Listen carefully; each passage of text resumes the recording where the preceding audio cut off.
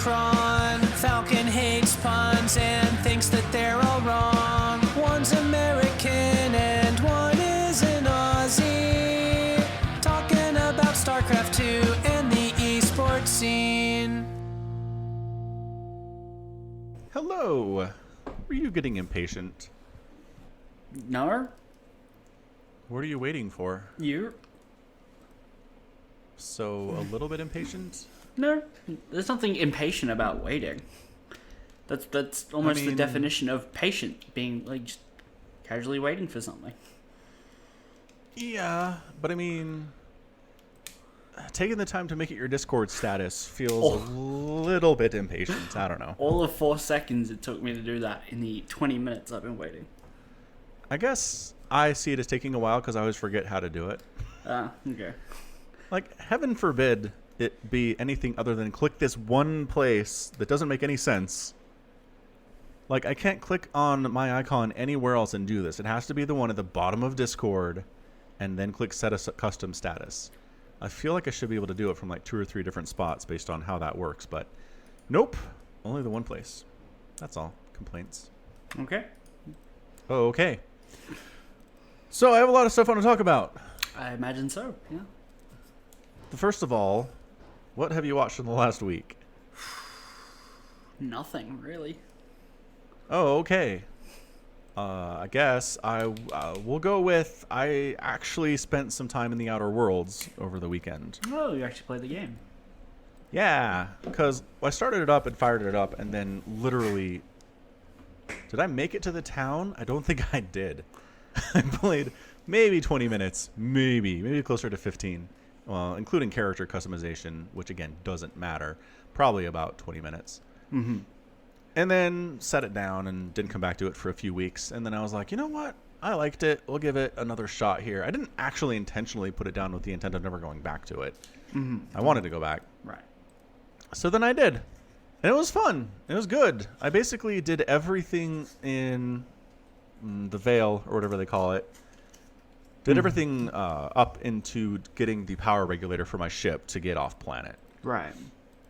Yeah, so it's basically the tutorial area, if I had to guess. Who are you siding with? I ended up siding with the deserters and depowered the town. Okay. And, I don't know, I think you told me about this previously, just the kind of morally gray problems you're solving throughout this entire game. Where there's not really a serious right or wrong answer. So it's very much not The Witcher 3, wherein monsters are attacking the village, kill the monsters. Hooray, right choice, you know? Right. Yeah, so those of you who haven't played the game, minor spoilers for the first area. Basically, there is a cannery town, a production town that's been set up by a large kind of corporation that produces low-quality goods for the peoples. It's kind of a Walmart-style thing. If you want to compare it to something that actually exists. So they've got this outpost set up in a city, or on a planet rather, and they are producing canned tuna, sort of. Well, I mean, it's called canned tuna, but It's heavily insinuated it's not actually tuna most of the time. no, it's like rat basically, because they can't find enough of the tuna fish anymore. Right. Or it's so too for a costly while to it get them. was. Yeah, for a while it was the salt tuna or whatever they call it, but Yeah, totally. not anymore. No. So basically, you need a power regulator so that you could actually fly this stolen ship around that you end up in possession of. And I want to reiterate that I believe that the previous captain of the ship was murdered by what's-his-face who pulled you out of carbonite freezing. Did we talk about that? I don't remember his name, Me neither. but I don't know. I don't think there's enough evidence to support it being murder. Okay. Anyway, regardless, you have a ship, you need a power converter. So it comes down to either you can take the power converter from this town, which will basically kill it. Basically, you depower it, take the power converter, it's out of power, it dies because there's no power, obviously. Or there's this deserter camp that's been set up, and they have power running to them as well. You can take their power converter and leave them to die. Yeah. So, bottom line, I don't know. You'd think it'd just be like, well, let the evil conglomerate town die, but then you pick up a companion, Pavarti, and she's like, well, there's good people here. Yeah, it kind of sucks in a lot of ways. And yeah, I was taken from my mother the second I was born and sent somewhere else because she was busy doing stuff for the company, which is horrible. But she basically still manages to spin it into this, like, there's good people there. And if the town dies, it's not a good thing, you know? Right. But at the end of times, I basically decided the town sucks. Like, everyone's constantly getting sick. They're not getting enough food to eat. The food they are being given is rat. Like, it's just long-term better if this city just dies and the people, I don't know, end up hanging out with the deserters or finding work somewhere else. This is a bad thing for it to exist anyway. Not so that's where I went. Not what I did. So, okay, so what was your rationale between depowering the deserters? So I depowered the deserters, but I got the head honcho guy at the town to resign and let the deserters take over so they could run it properly. How'd you get him to resign? I just talked to him. High charisma. What?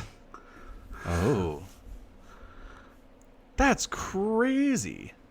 Yep. Because, like, he's there after I depower the town and I go to get the regulator. He's there waiting for me, and he's like, I hate your guts. It's like, I put decades of work into this town, and I worked hard, and I didn't ask to be saved from anything. You might think this is a bad place, but it's a good place for me. So that doesn't sound like the attitude of somebody who can be convinced into resigning. No, he can be. Okay, just high enough charisma. Yeah. I don't know that I have high enough charisma. Well, I'm good at shooting things, though. Well. Okay. Live and learn. Yep. Yeah. So you managed to find probably a better outcome then than the two that I was presented with. Yeah. Seems like it. Right? Yeah. Yeah. So good job. You're not... Wow. All right. I mean, what? Hello? I don't know. You just don't seem very enthused about it. Well, whatever. This was like a month ago. I haven't played it in a while. So I'm trying to remember how it is I specifically found that option, and I can't. Like, I mean, I might have done a good job. It might have just been all luck. Right. Yeah. No, I get it. I mean, you specifically...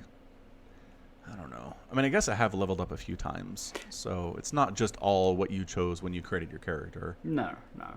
I wasn't even like I was specifically looking for that outcome. I was just presented with it and tried to see if I could do it, and I could. I'm looking at a guide here. Convince them to return to Edgewater and convince Reed Thompson to leave Edgewater. Click. Blah, blah, blah, blah. Okay, so it's a whole big thing. Sure. So you need Persuade rank 10 check and an optional Lie rank 20 check. I might have those things. Well, this bothers me. I was kind of at peace with my decision, but now I'm not anymore. Yeah, Whatever. It's cool. Yeah, you made your decision. Stick to it. I did.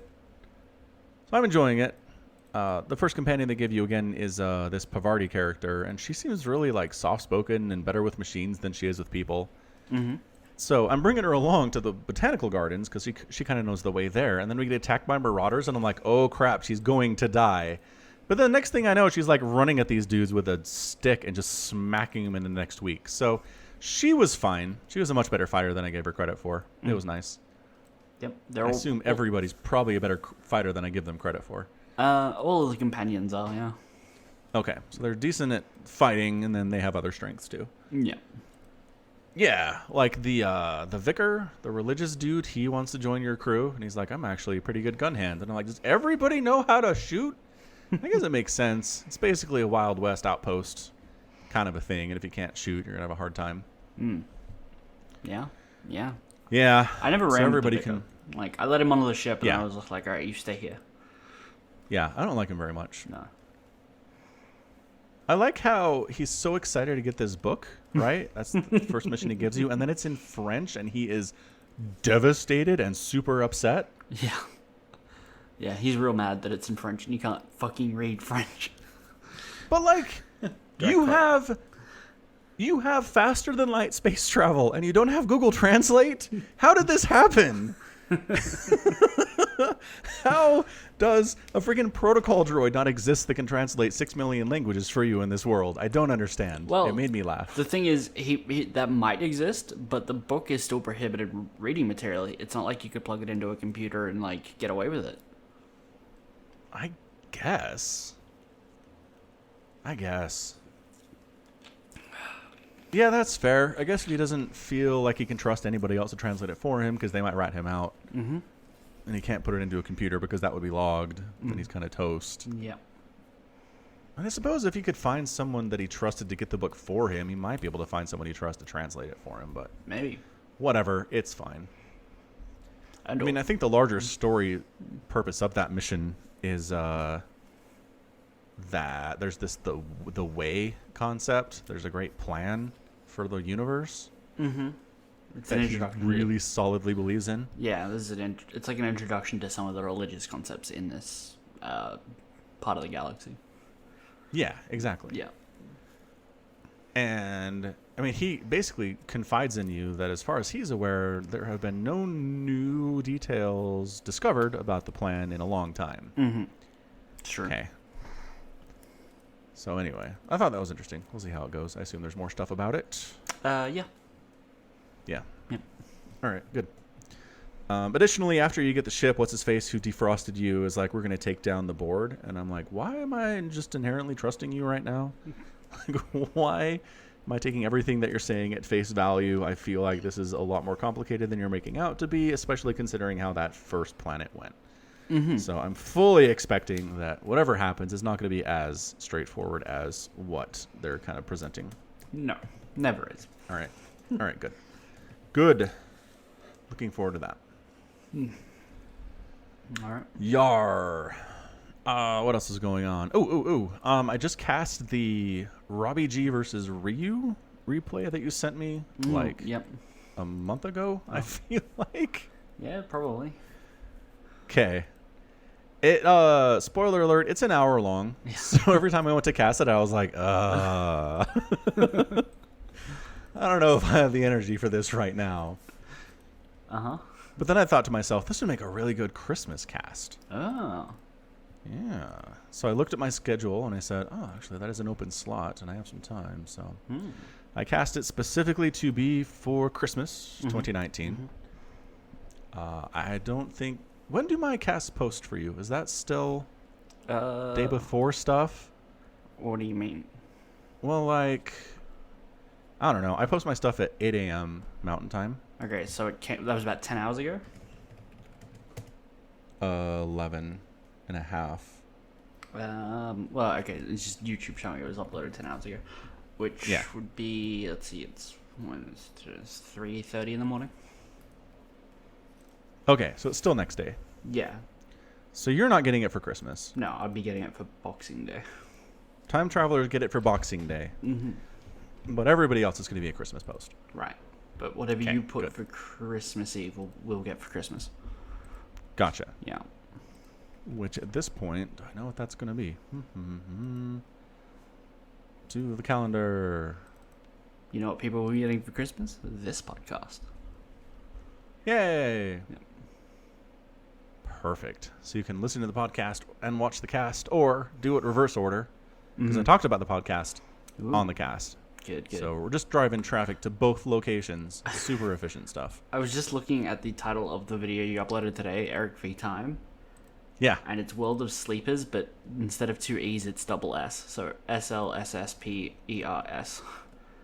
How did I do that? I have no idea. It's a good game, by the way. Yeah. You should watch it. It's on my queue. It is Slsspers. La, la, la, la. No one saw that. Taking I'm sure there's already comments about it too. Dang it. It's been doctored, obviously. Nobody will trust your screenshots. It's been some good stuff in Brood War recently too. We've gotten Dark Archons, Guardians, like Wraiths. Weird units you never see. It's been very nice for Brood War fans recently. Cool. Not so much crazy stuff in StarCraft 2. But again, I think part of it is that I think we talked about this before, but I don't think there's any unit in StarCraft 2 that is literally never used. There's just not. No. Everything gets used at one point or another. Yeah, and even like fairly consistently at this stage. There's this whole new ZVT meta featuring lurkers, where I kind of felt like lurkers had fallen out.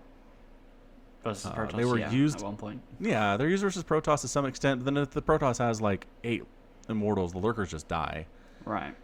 So they kind of fell out of favor there. But now they're back in this weird ZVT lurker Nidus meta, which I've cast a few of these games. This specific one, spoiler alert, between Ryu and Robbie G does open with that, but obviously it's an hour-long game, so who knows where it goes from there. Yeah. But yeah, I kind of like it just because it puts the Terran player on the back foot, and then suddenly they've been defending Niduses with lurkers for the last 10 minutes, and they haven't been able to clear creep or harass mineral lines or kill hatcheries or anything. So it is an investment for the Zerg, but I think keeping your economy alive is kind of nice. So I might give it a try. Very good. Yeah, should be good. Let's see, next Africa, Copenhagen DOS, and the Discord is asking when the next Africa World is going to be, and the answer is probably the 21st. No, the 21st, this week. Yeah. So watch out for that. I know it's a bad time for most people. It's really bad for Europe, and it's late for North America. So yeah. Yeah, and people hate going to Africa TV, understandably so. Sure do. But if you want to see Falcon casting live StarCraft, it's pretty much where you need to go these days. Yep.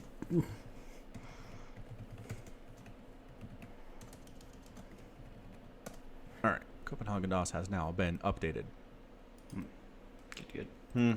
So just quick TV notes. Watchmen finished, and interestingly enough, it has not been scheduled for a second season, and creator Damon Lindelof, has not actually expressed any interest in making a second season. He said it's a completely encapsulated standalone story for season 1. And is it? So it is. So yeah, it wraps up real nicely. Despite that fact, HBO has it labeled as the season 1 finale on the HBO app, which I kind of feel like is misleading. It heavily implies there's going to be a second season. I don't think so. You don't think so? It's the series finale, though. That's a different term than season finale. Well, yeah, that's a different term, but that doesn't make it also not accurate. That's true. Right. But I just feel like with Game of Thrones, they definitely called it the series finale. Right. It would be better if they used series finale, but it's not inaccurate to say it's the season finale. It's not inaccurate. It's just a little bit misleading. Sure. Yeah. Yar. So Watchmen finished up pretty well. It was standard Lindelof. Like if you've ever watched anything Lindelof has been involved in, you will not be surprised by how it ends. Let me just say that. Spoiler alert. What else has he done? He did The Leftovers. He did Alien. Was it Covenant? What's the alien movie where they're running away from the big Disc. wheel thing? Prometheus. Thank you. It was Prometheus. Dumb movie. So Leftovers, Lost. He's credited as a writer on Star Trek Into Darkness and World War Z. And Tomorrowland and Cowboys and Aliens. Produced the original Star Trek reboot with Abrams. I have not seen much of what this man has done, apparently. Interesting. Yeah, so generally he is kind of the epitome of the journey is more important than the destination kind of a writer in Hollywood right now. Like he doesn't have a whole ton of interest in wrapping things up in a tight little neat bow. He's much more focused on making sure that the journey is interesting and engaging and relevant, and he does a good job with it. Fair enough. So if you're into that, good. There's a part of me that wishes everything was tied up in a little neat bow at the end and all the questions were answered, but I don't know. I also understand it's important that the journey is fantastic too. So it's fine, I guess. I suppose. All right. So real quick, give me a list of the shows that you're watching versus the shows that you're waiting until the season is over to watch. Oh, I don't have those written anywhere. Like, right off the top of my head, give Okay, me a minute. let's do this. Rick and Morty, go. Waiting. Waiting for it to even be available.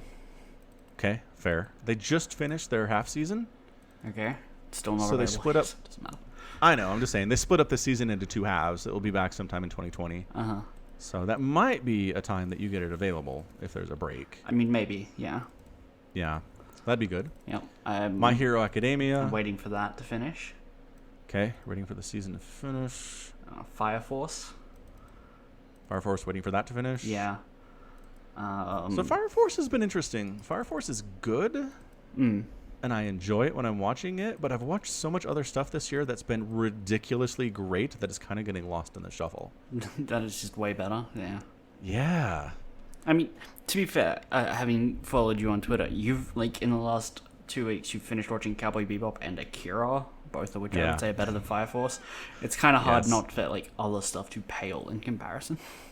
And Demon Slayer. Demon Slayer is much better than Fire Force, but Demon Slayer is incredible. So, yeah. Yeah, I've heard that. Yeah. I'm also not watching that because it's not available in dubs. Gotcha. So I'm waiting for that. Basically, the only thing I am watching, like, week to week is... It's not a TV show or an anime or anything. It's Critical Role. I watch that weekly. Yeah, yeah. I know Critical Role. Yeah. How's that And going? It's so good.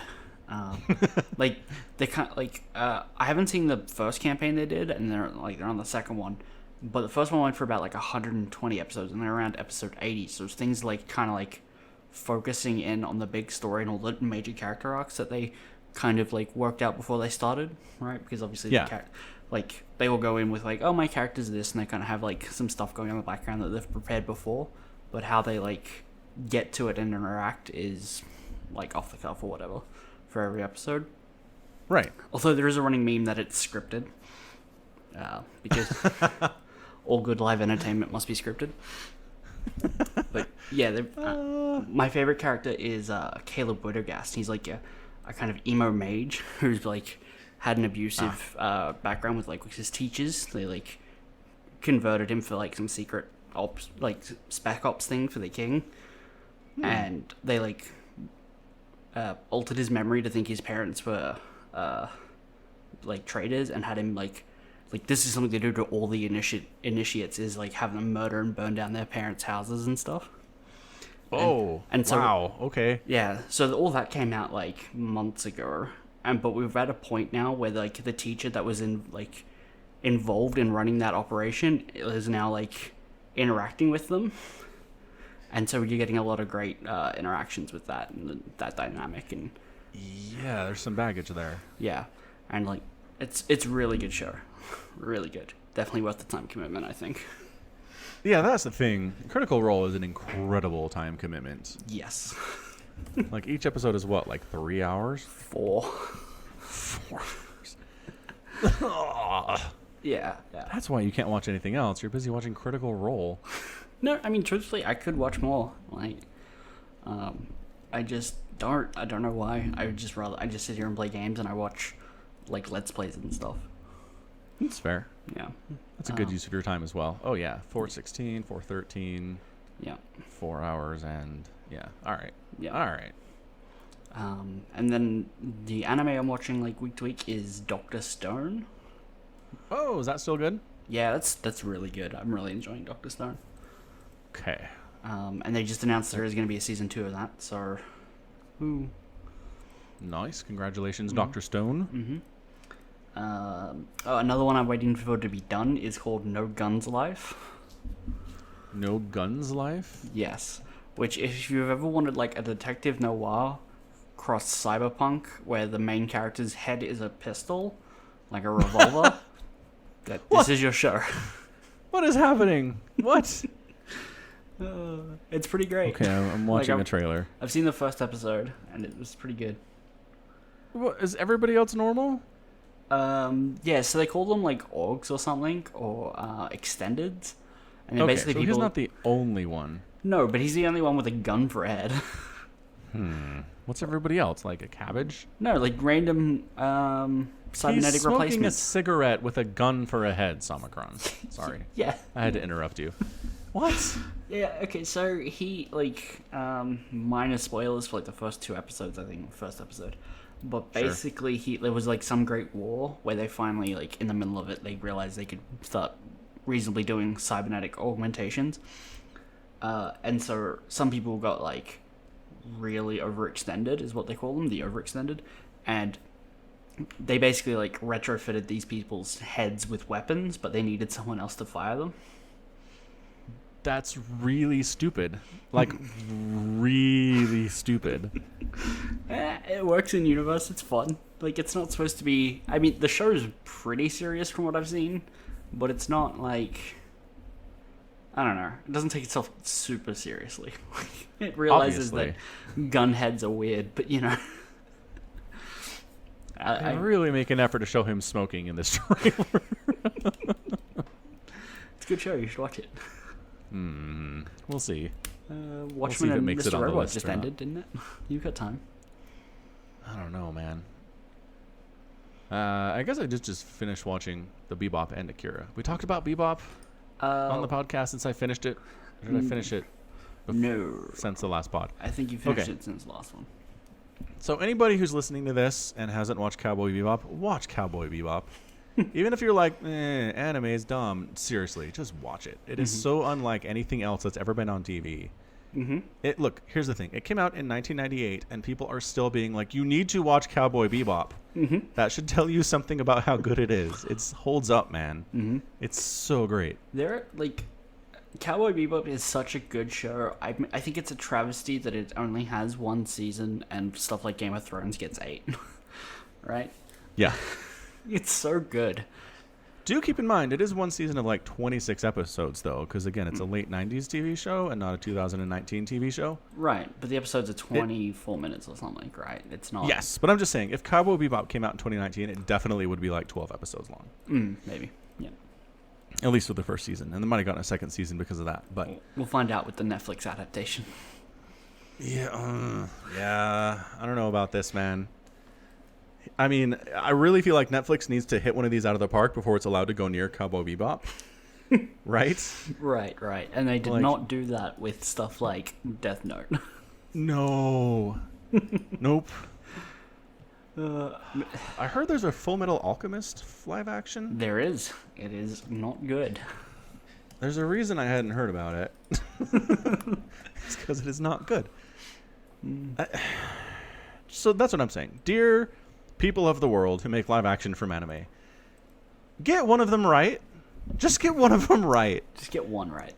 Just get one right, and then you can do Cowboy Bebop, okay? Man. I mean, has there ever been one right? No. There is no live action anime that everybody agrees is good. Not that everybody agrees is mind-blowingly excellent. It's that everybody agrees is good. What about Avatar: The Last Airbender? Okay, number one, Avatar: The Last Airbender is not considered anime for some reason. Sure. And number two, it's so bad.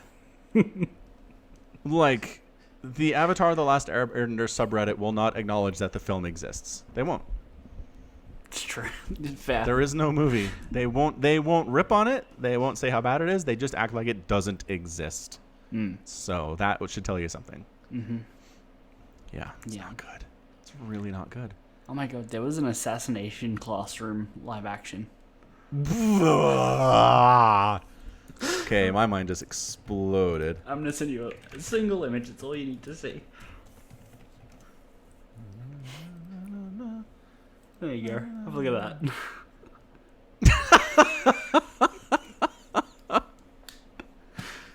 That almost kind of makes it look good. Yeah, kind of. Kind of. They didn't do a bad job for live actioning an octopus alien thing with a giant smiley face for a head. It's true. I mean, visually, he looks okay. He really does. So they didn't screw that up, at least. That's nice. It's true. Oh, I was gonna look at the a clip, but its video is not available in my country. Brutal. Comments are also turned off. I wonder why. It's got a 5,000 upvote to 400 downvote ratio over here on Funimation's YouTube channel. It's not bad. Fair enough. It's not a bad reaction, but again, I didn't know it existed, so obviously it's not good. So the answer is no. There is no good live action adaptation. So I mean, it's too late for this. They're already casting it. Mm-hmm. I don't know. So people say also that the dub for Cowboy Bebop is really good, and like people who are sub fans are okay with the dub for Cowboy Bebop. Mm-hmm. It is really good. So I checked it out because Hulu has both, and I don't like the dub. What's wrong with it? It just doesn't work, especially for Faye Valentine. Like the Japanese voice, the sub voice is. There's like a boredom to it. There's a cynicism to it. Mm-hmm. There's like a I'm a damaged human being to it because she is. You don't get that in English? No, the dub's like it's some suburban mom doing her voice who's just boring and there's nothing interesting about her at all. I don't get it. No, I don't think she sounds like a suburban mum at all. Okay. No. Having not heard the subs, so I couldn't compare. Yeah. Maybe in comparison she does. But Yeah, and again, I watched 26 straight episodes with the subs, so I'm going to be biased, obviously, but I didn't like what they did with Jet. I didn't like what they did with Spike. I was kind of okay with what they did with Ed. Ed was fine. Nah, they're all good. They're great. Okay. Yeah. Again, that's generally what people say, so I'm not going to go against the grain here, but I just didn't. Nah. Fair enough. It makes no difference to you. True. It doesn't. Yep. Yeah, I'm not going to rewatch it with a dub. No, I wouldn't. No. I would. Well, I do recommend everyone periodically rewatches Cowboy Bebop, which I'm going to do, because it's been a while. Like, definitely, it's been a very long while. It is a rewatchable for sure. Yeah. To the point where so they cast. Oh, go ahead. I was gonna say it's just been a while to the point where I'm not sure I remember the ending. Right. That's fair. I'm not going to spoil it then. You can rewatch it. Other than to say it was good. It landed the ending, which I think is important. I really think landing the ending is important for TV and how people talk about it. But was the journey fun as well? Yeah, it was. Yep, sure was. But like Game of Thrones is forever going to be the show that ended poorly. I think people who are going to recommend it or not recommend it in the future to people who haven't seen it before are going to mention the ending is bad. It's like what they do with Dexter. The ending is bad. Breaking Bad, the ending is good.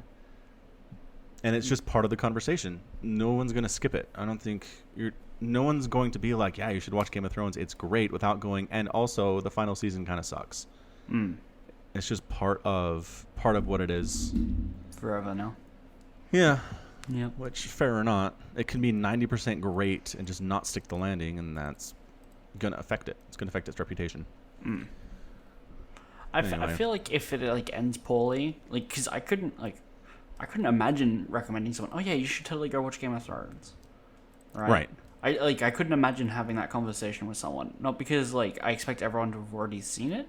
It's because I wouldn't recommend that show. Because I know it like at the end it doesn't matter because it sucks. Right. Like even though I do think the journey matters and like if the ending's a little off, I think it's fine. But the ending in that is so bad, I think it. Like, that part of the conversation just overshadows everything and that it shouldn't be recommended. Yeah, no, I agree. I'm not going to recommend it to people. I was someone who was very much like, you should watch this show. It's incredible. But at this point, I never will. It's not going to happen. But there are so much better TV to watch out there. Yes. Spend your time on something else. Endings are hard, but sticking them is important. So, real quick, back to Cowboy Bebop for 2 seconds. Sure. So when I found out there was a live-action adaptation, I was worried about who they'd cast for Spike. Oh, is this going to be Spike? This is going to be Spike! I don't get it! So, Spike's physical characteristics are, one, he's got big, crazy hair, which you can do. Anybody can do big, crazy hair. It's fine. But then he's like 6'5", and just has the longest arms and legs you'll ever see in a human being. He's just lank. He is like the personification of the term lank. And John Cho is 5'10". He's just not. He does not have the body type. Now, in fairness, I don't know who on earth has the body type of Spike. I mean, he's not. But could we try a little bit harder? He's not short. It's not like they cast Peter Dinklage, right? Well, no, that'd be ridiculous. No. But you're 5'10" is acting- average. Average. They can make him look taller. They make Tom Cruise look average in every movie he's in, and he's like 4 something. It's like 5'4". It's not 4. He's like But 5 point 4 stands. 14. Yeah, no, the point stands. You're right. They can do movie magic with it. That alone makes me wary about it. I like him as an actor fine. I don't have any problems with John Cho. Mm-hmm. I've liked the stuff that I've seen him in. Mm-hmm. He's got a pretty good resume. He's been around for a long time. He knows this stuff. I think it helps if the people who are acting in these things love the source material. Yeah, I think It helps. can help. It's yeah. not a guarantee. No. But Well, I still feel like the fact that Ryan Reynolds loves and understands Deadpool fully is a major reason why Deadpool works. I think it can definitely help, but I think Yeah. if they love it so much and then they get their own idea of how they should play it, and it ends up causing like production problems, that could also happen, right? If they love it, so I think it's more likely like to help than it is to hinder, but I don't think it's a guarantee. Right. And there's so many things that can still go wrong. Like somebody can love it and still just get overridden by the vision of the writers and the directors to where what they think it should be just doesn't matter. Yeah. Right. And then, yeah, like you said, they could fight against what the vision is and cause problems on the set. And then suddenly things are getting recast and the movie's canceled. Right. So it's not a guarantee of anything. I just think it helps. Like with the Witcher Netflix series that's coming out, I'm excited about it. That's coming out in 4 days now on the 20th. Again, you will have already seen it probably, people who are listening. But I was kind of iffy on it. But something that really helps me have a little bit more confidence is the fact that Henry Cavill, who's playing Geralt, loves the books and understands what a Witcher is and the lore and the nerdy technical stuff. So that helps. Again, not a guarantee, but I feel better about it. Have you seen all the promotional material that he's been doing for The Witcher on YouTube? Cavill?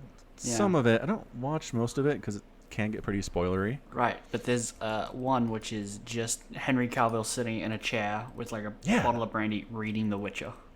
Yeah. I like that stuff. Yeah, that stuff's good. Yeah. I like it. I I like- watched the... they did little character vignettes, little short 2-3 minute videos as different characters like Yennefer and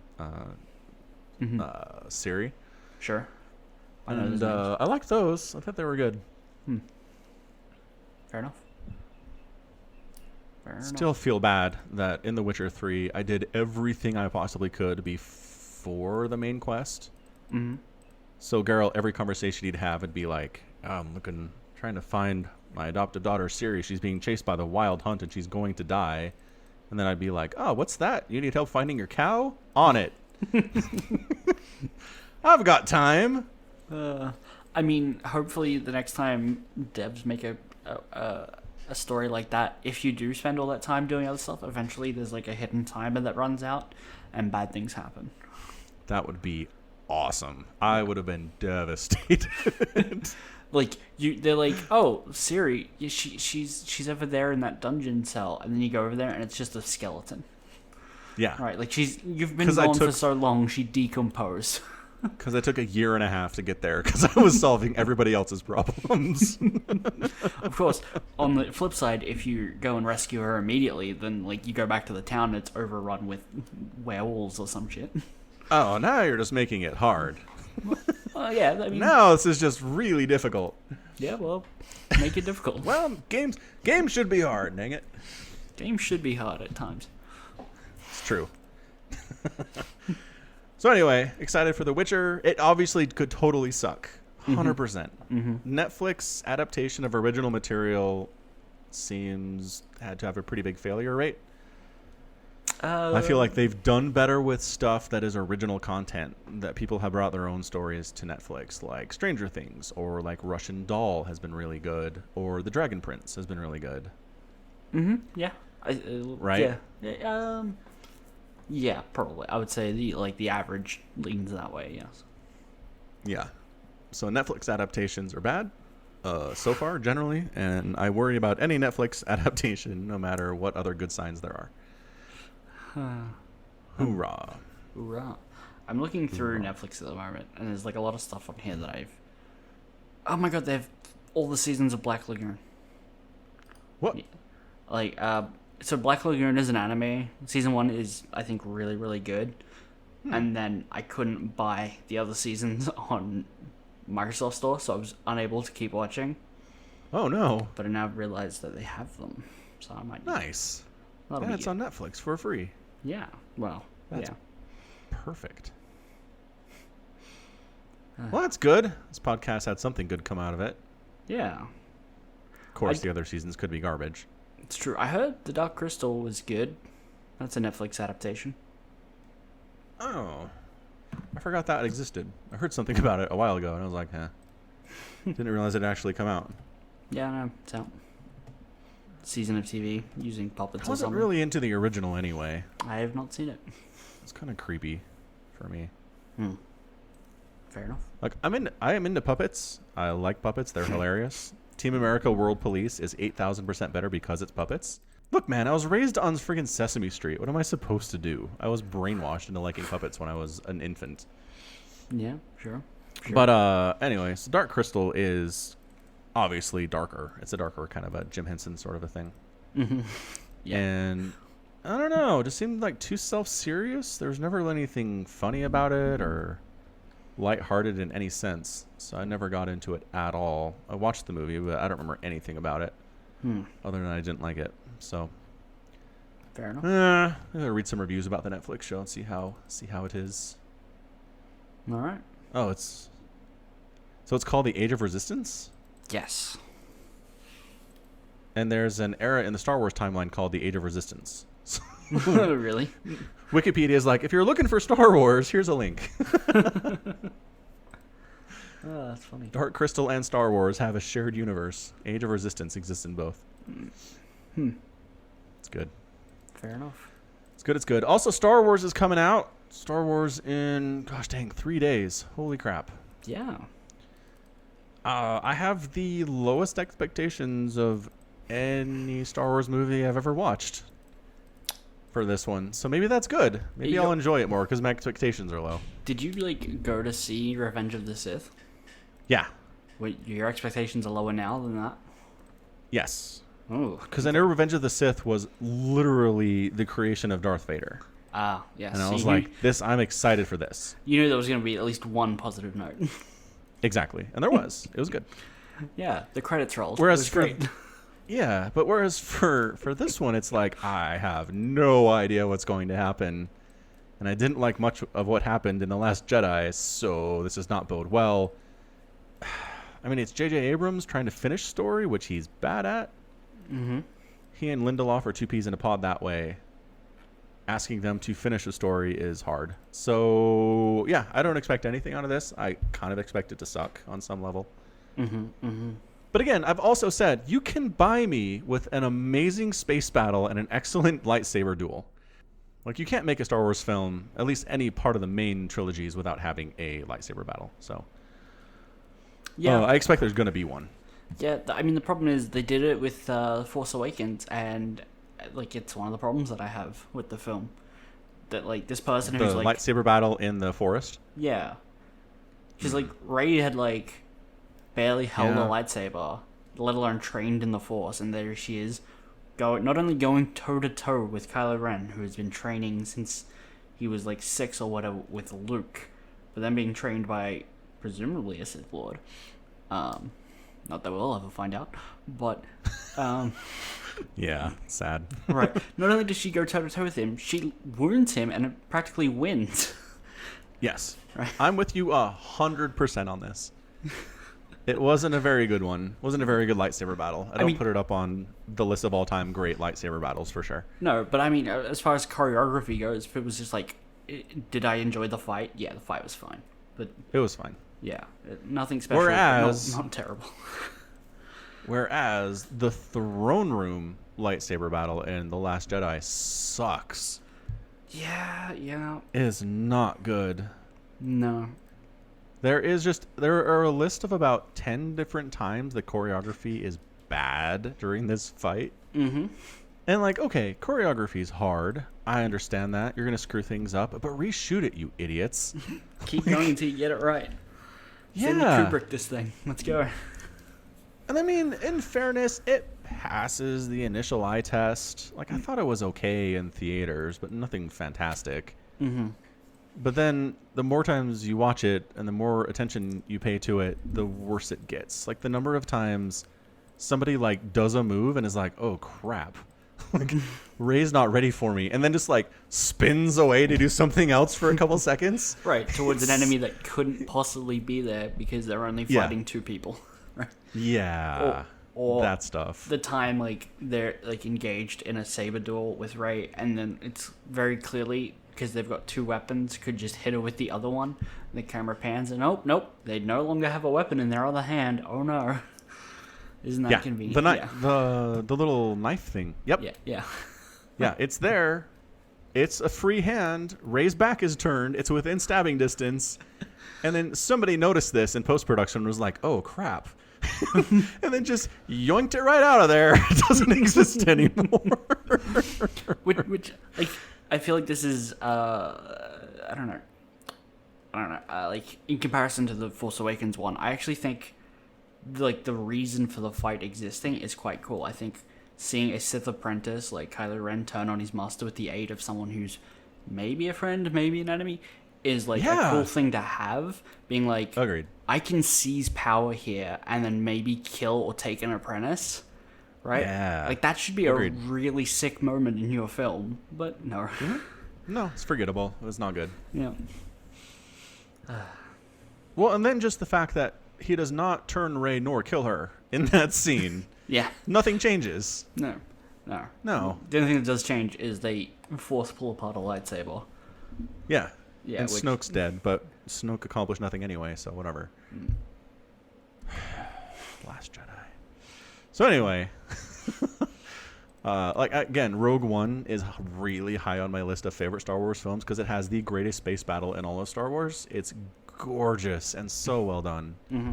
Honestly, Rogue One and Solo are like 4 and 5 on top 5 Star Wars movies because it's original trilogy and then the 2 standalone stories. Yep. Yeah. I agree. I mean, Solo's okay. Solo had major problems. Like what? I mean, I would say the biggest problem that it has is the fact that it's based on, like, pre-existing characters, and they're obviously different actors who have different ways of acting those characters. Yeah, no, I get that. I'm okay with it. I was really okay with the kid who played Han Solo. I didn't have any complaints with him at all. I know people did. You did going into it. Uh-huh. Yeah. There's but then after I watched it, I was okay. Yeah. Yeah, that's fine. So yeah, that's what matters, is opinion post-watching the film. I don't know. Like, it had some really good standalone action set pieces. Like, the train robbery was really cool. I thought the Kessel Run was really visually stunning and excellently done. But, like, I didn't care about the characters all that much. And that's a problem for me. Well, it sounds like a you problem, not a net problem. Yeah, maybe. Yeah. They didn't make me care about the characters, though. It's their job. Still, it's still better than, like, Attack of the Clone. 100%. Many things are better than Attack of the Clones. Many things. Yeah. God, it's so bad. Anyway, so this final movie, if it has an incredibly well done space battle, like rivaling Rogue One, it might be enough, honestly, for me to be like, top 5, let's go. Yeah. But if it doesn't, if it just has garbage space stuff like The Last Jedi did, where nothing makes sense and everything's used poorly, and it's a slow speed space chase that grumble makes no sense and was stupid the whole time, then it doesn't help. Yeah, no. Yeah. No. How cool would it be if Thrawn turned up in this movie? Being like, we're repositioning where Thrawn fits in the storyline. Yeah, we are. Dude, if it ended with like, hooray, we've defeated the First Order, and then like Thrawn a shows new up with a fleet fleet. hyperspaces into the area, yeah, I'd be on board. I mean, it'd make me more excited for the next movies than happy with this one, though. Right, yeah. Yeah. I would be stoked, though. Everyone would be stoked. Like, yeah. beyond stoked. Every book reader would be like, what? I mean, they brought him back. I think we talked about that in the last pod. I think they did, yeah. Yeah. He was out, and they brought him back in. Yes. Yeah. Which is good, which was smart. It's just good. It's good story for the Resistance to be like, we've defeated the Empire, hooray. Then it's like, you know how big the Empire was, right? Like, you didn't kill all of it. There's still some talent remaining, and they're coming home eventually. That's good. I like that. Yeah. It's better than the First Order has somehow managed to stay entirely hidden 2 miles down the street, right? God, it's so dumb. So dumb. Okay, we're moving on. Star Wars. We'll talk about it. Might do a whole pod on it next time around. We might, definitely. Yeah, like, the First Order, like, I don't know, did they say, like, the First Order came out of nowhere? What do you mean came out of nowhere? Like what I... Yeah, like what you just said, like, they were hidden 2 miles down the street. Yeah, nobody knew how big they were. Like, they knew they existed, but they didn't consider them any kind of a threat at all, and clearly they were a massive threat. Yeah, clearly. So that, I guess the Republic was entirely failing at threat assessment. Right, maybe. But the thing is, Force Awakens doesn't do a particularly good job at telling us what the current state of, like, the New Republic is. Because you come into Force Awakens and they're already the Resistance, right? And it's Leia who should be running the Republic, like, as a senator. Yeah. Well, so basically the story is there are people who believe the First Order is a massive threat, but they can't get the main leaders of the Republic to believe them. So they're trying to gather up what they can to fight against the First Order. Right. It's not like the whole thing is called the Resistance. Right, no. But that's the point, right? From when I came out of The Force Awakens, what I thought was the First Order was literally the First Order of the New Republic. It was the military branch of the New Republic that was performing a coup and trying to take over by just destroying the core planets. And so that's why they didn't consider them a threat. It's because, no, those are our troops. And they're just doing Empire Redux for fun. They're just cosplaying Vader followers for no reason. Well, no, I mean, the Empire falls apart, but you still have all these production facilities set up cranking out Stormtrooper armor. Why not adapt it slightly and then adopt it? It's a great way. No, because you never reuse your fallen enemies' uniforms. Nobody has ever done that in the history of the world. No, but this isn't the world. Like, this is Star Wars. I feel like they could get away with that. They're still... No, especially not if you're repurposing the uniforms of the incredibly oppressive fascist government that used the uniforms to instill fear upon the populace. You can't reuse that. We don't know how the New Republic operates. We're not shown it. That's why there's a resistance. Like, Leia's not a part of it because, like, they ended up installing a new Imperium. I mean, okay, that's fair. Sometimes that does happen. You overthrow a fascist government and replace another fascist government with it. Okay, maybe. That could have been what happened. There were a couple deleted scenes that did show more about the government on the core planets. Oh, did it? Yeah. Like, when the laser's shooting and it's coming in and there's a shot of the people on the balcony and there's that black lady. Yeah. Like, she's front and center, and you're like, I feel like I should know who she is. She's in some deleted scenes. Oh, is she? She does have some conversations with Leia about stuff, but they cut those. So, it's supposed to be a moment where you're like, oh, no, I care about this lady. Nope, we don't, because they cut every scene that she has lines in. That's unfortunate. I feel like that's the biggest downside of streaming. It's like, I no longer have readily available access to, like, director's commentary versions of films. It's true. And behind the scenes. It's like none of that stuff's available on Netflix. They need to do that, though. Yeah, I agree. They should do that. They should do that. Because they're trying to replace DVDs. They should replace everything that DVDs offered. They should, yeah. Maybe it's that's like an exclusivity agreement like DVD manufacturers have. It's like only deleted scenes can go here. Like try to cling to relevance. Yeah. Yeah. Yeah. That's dumb. Yeah. Yeah, it is. It is. So anyway, Star Wars coming up. Witcher Netflix series coming up. Mm-hmm. Rick and Morty is good. I didn't like last week's episode, but the one yesterday was better. I laughed a lot. So it's a bit of an uneven season. And there are a lot of people complaining about the season as a whole, but I just really think other than the one episode I didn't enjoy, it's been overall great. So Fair enough. Fair enough. yeah, if anybody's been hearing the rabble about how this season sucks, don't trust that. Okay. I will take it with a grain of salt. Okay, good. I have not watched this week's episode of The Mandalorian, unfortunately. I just Me forgot neither, that it was actually. out. Me too. I kind of was just like, So oh, good. Perfect. Oh, The Mandalorian's a thing. And then it's like, oh, it's 10 minutes to the podcast. Whoops. Well, that was a happy coincidence because I didn't watch it either. Oh. I think, honestly, part of it is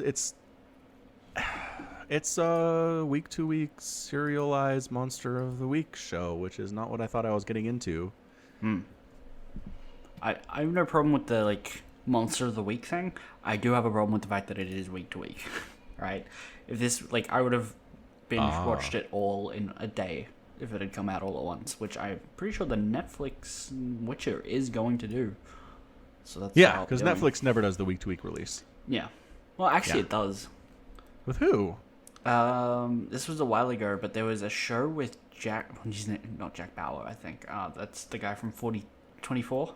24. Uh-huh. Yeah. There was a show where he's like a congressman or something, but he doesn't go to like the State of the Union in case it gets bombed, and then it does, and then suddenly he's the president. And that was released week to week here. Dang. On I didn't Netflix. know they ever did that. That's crazy. Okay. Yeah. I mean, we've talked about this on the pod before. I am generally of the I like the week-to-week model because it engenders better discussion. Like The Expanse came out this weekend, and Amazon dumped all 10 episodes out at the same time at 3 a.m. local time. And I'm on a Facebook group, and I'm on the subreddit for it, and no one can talk about it because we don't know where anybody is.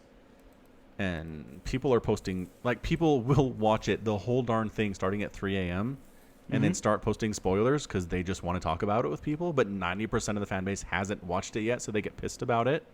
Right. But It's gross. I don't like it. But on like a subreddit, if they just marked season finished spoilers, then the people who haven't seen it just shouldn't click on it, right? Yeah. No, you're right. But it's just a hassle. The average person just wants to post something on Reddit or post something to Facebook and not have to be like, this is spoilers through episode 6, right? It's an extra hassle. It's an extra step that people don't want to do. And some people do it, but I don't think most people are interested. Right. But So But that's the same thing that's going to be happening week to week if you did it weekly. Like, people are going to talk about the week, the episode that just came out, and people who haven't seen it are still going to be, like, annoyed that the spoilers. I don't think this problem goes away week to week. Arguably, it gets No, it does, worse. though. No, it totally does. It gets to a point where you just agree. We will talk about the week's episode 24 hours after it airs. That's what it has been for other TV shows that I watch. That's what it is for Mr. Robot. And then people spend 6 days talking about the episode and dissecting it and debating different things. Whereas The Expanse, pretty much all the debate at this point is the season as a whole.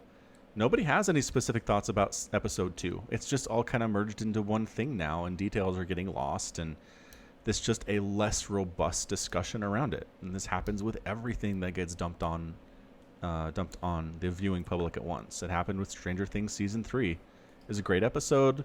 People binged it in a weekend, talked about it for a few days, and it disappeared. So again, there are ups and downs here. People like to binge stuff. Obviously, you like binging stuff. I mean, obviously they do this because they feel like it's better for retention as well. People are more likely to binge an entire season. If episode 4 is weak, then, I don't know, episode 5 is right here, let's give it a try. Whereas if episode 4 is weak and it's another week to the next episode, people might forget it exists and then not come back. So I get it. I understand why they do it, but I'm just saying for the sake of public discussion, and if you really want to dive into a show and it's worth diving into, the week-to-week release schedule is better. That's my opinion. Nah. I feel like I feel like if it comes out week to week, like if it comes out all in one go, then you get to skip over all the dumb questions and theory crafting that goes on week to week from people who have like clearly not got all the information because the episodes aren't out yet. I want to skip all that and just talk about the things that matter by the end of the series, because the stuff that gets it's going to be revealed, like my questions in episode 2 that get answered in episode 4 don't matter, right? I don't want to talk about those because I know there will be answers. Presumably there will be answers, and if there is answers at the end, I don't need to ask questions. I don't feel like that conversation's even worth having. Yeah. Yep. No, I totally get it. I get what you're saying about that. Makes sense to me. Yeah, what you're saying makes sense, but I think we just disagree. Because you're right. People will spend an entire week talking about something that will not matter at the end of the season. Mm-hmm. So, I get it. I get why that could be considered a bad thing, but I don't know. I live for discussion. I'm all over Reddit. I'm in several different Discord servers. I'm just chatting and arguing and fighting about stuff all day. It's what I do. It's what I've done for a long time. Mm-hmm. So, I like that kind of stuff. If you should do a podcast. You know, you should do a podcast for sure. And fight about stuff over an audio medium. Be revolutionary. Yeah. But if there are other people who just want to address the thing as a whole, I can respect that too. Mm-hmm. It's fine. Yep. Expanse Season 4 was excellent, by the way. I'm really happy Amazon saved it. And nothing seems to have suffered in the transition from the Sci-Fi Network, if anybody was worried about that. The CP network. CP! Right, my bad. Yeah. Yeah. Yeah, I've heard good things about The Expanse Season 4. Because there's always some worry that when a new network picks it up, they're going to add their own notes to it and try to change things. But no, Amazon was like, do what you're doing. We're not going to meddle at all. We'll give you some more money for special effects, which has been awesome, actually. But everything else has been the same. It's nice. It's good. Okay. It is good. Fair enough. All right. Fair enough. So I don't think I have a sports minute. I'm just kind of waiting for the playoffs to start for the NFL, and the NBA doesn't technically really start until Christmas anyway, so I might have something to say next week, but for now I think we're good. All right. All right. Well, unless there's something else you want to cover today, I think we'll wrap it up. Anything else? Oh, hang on. How do you feel about Michael Bay movies? Like, if I want to put on a movie that I can just kind of listen to and flick back and forth while playing a game, they're fantastic. If I want engaging stories with, like, good characters, I don't go anywhere near a Michael Bay film. Okay. Because 600 Michael... Yep. I've heard a lot of bad things about this. Yes. But so there's a podcast I listened to that talked about it pretty extensively today. Mm-hmm. And basically they said this is the most unfiltered view into Michael Bay's brain and how he sees things we've ever had, probably. And it's terrifying and awe-inspiring and insane. So from a kind of spectacle standpoint, I kind of want to watch it. I'm going to watch it just because I love Ryan Reynolds. That's fair. I like Ryan Reynolds a lot too. Mm-hmm. And I love that, like, with just about everything he's doing these days, they give him license to, like, film something and then put it up on his YouTube channel, right? Yeah. For this, it was like, he was, like, leaning against a brick wall and saying, you know what I love about working with Michael Bay? It's the quiet on set. As, like, a massive car crash goes on behind him and there's just, like, an explosion of fire everywhere. Yeah, and exactly. It's like, I love that he gets that the license to do that kind of stuff. Or he has a new movie called Free Guy coming out next year. Mm-hmm. Saw a trailer for that. Yeah, with Taika Waititi in it. And yeah. so they were doing this, like, set interview with some of the actors, and Ryan Reynolds and Taika Waititi were like, it's so great that this industry could bring us together to work on our first project together. It's been so great. We've both been, like, mutual admirers. And then the other people were like, but you guys were in a film together already. Yeah. Yep. I love those videos. Those are so much fun. Me too. This is very good. So in that sense, like, I don't want to watch it because I think it's going to be good in my traditional judgment of what good is. Mm-hmm. But I think it's going to be a ride, basically. It's kind of like Gravity. I don't see Gravity as an actual movie, but it's a theme park ride on film version. I've never watched it. I never saw Gravity. We talked about it. I really think it's only worth watching like an IMAX. If you're going to try to watch it at home or like on a computer screen, I don't think it translates as well. I have like a pretty big 4K TV. Is that good enough? How's your sound system? Non-existent. Yeah, I don't know. I came out of it being blown away. Mm-hmm. But then the more I thought about it, I was like, that didn't really have most of the elements of movies I consider good. But it was such a ride that it didn't matter. It was like distractingly, just visually and auditorily incredible, which I think is hard to reproduce in a home theater. That's all. Fair enough. Anyway, is this on Netflix? Gravity? Let's find out. No, Six Underground. Yes, that's on Netflix. Because they did the thing where didn't they release it in movie theaters too? I don't know, but it's on Netflix. Okay, because The Irishman, is it De Niro? I think it's De Niro.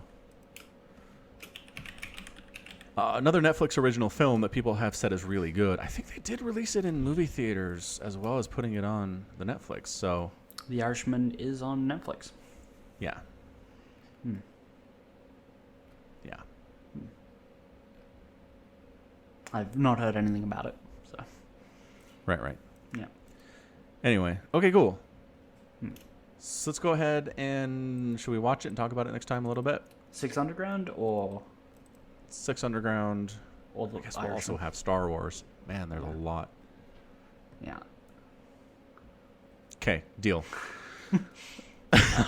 All right. Okay. Well, that's going to be it from us today. This has been Falcon Paladin and Samacron coming at you with yet another edition of the Falcon Paladin Hour. Again, comments can go to falconpaladin@gmail.com or hit us up on Twitter, Falcon Paladin NAT Samacron. Check out the store, check out the Patreon page, and until next time, as always, thank you for listening, and you take care of yourself.